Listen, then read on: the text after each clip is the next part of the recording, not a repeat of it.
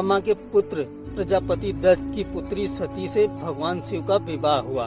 कुछ समय बाद दक्ष को पूरे ब्रह्मांड का अधिपति बना दिया गया। इससे दक्ष में अभिमान आ गया। वह अपने आप को सर्वश्रेष्ठ समझने लगा। एक यज्ञ में भगवान शिव द्वारा खुद को प्रणाम न करने पर दक्ष ने उन्हें अनेक अपशब्द कहे। दक्ष ने शिव को श्राप दिया कि उन्हें देव यज्ञ में उनका हिस्सा नहीं मिलेगा।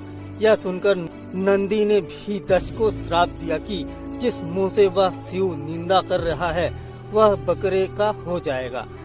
कुछ समय बाद दक्ष ने एक भव्य यज्ञ का आयोजन किया। उसमें सभी देवी देवताओं को बुलाया गया, पर अभिमानी दक्ष ने शिव को उस यज्ञ से बहिष्कृत कर दिया।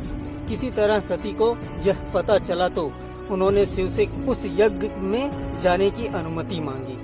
पहले तो शिव ने उन्हें समझाया, पर जब वे नहीं मानी तो उन्होंने सती को वहां जाने की अनुमति दे दी। सती अपने पिता के घर पहुंचती तो दक्ष ने उनसे आंखें फेर ली। सती यज्ञ में शिव का भाग न देखकर रुष्ट हो गई और सभी को बुरा भला कहने लगी। यह सुनकर दक्ष ने भी शिव निंदा प्रारंभ कर दी। यह सुनकर सती को बड़ा दुख हुआ और उन्होंने योगरागी से अपने शरीर को भस्म कर दिया।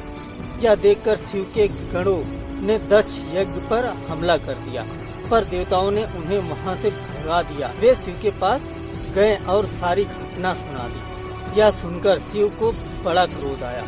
उन्होंने अपनी एक जटा को उखाड़कर जमीन पर मारा, जिससे वीरभद्र और महाकाली प्रकट हुई।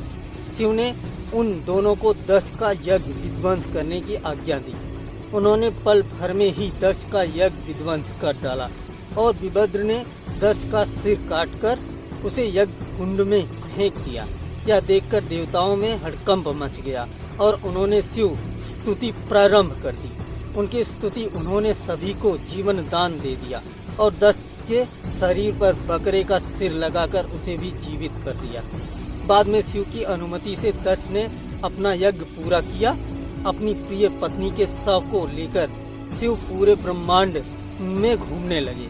उनके प्रताप से सारी सृष्टि जलने लगी। तब विष्णु ने अपने सुदर्शन चक्र से सती के शरीर के 51 टुकड़े कर दिए। ये टुकड़े जहाँ जहाँ गिरे वहाँ शक्ति पीठों की स्थापना हुई। तब सती का पूरा शरीर कटकर गिर गया तो भगवान बहुत दुखी हुए और कैलाश पर जाकर एकांत में समाधि ले ली।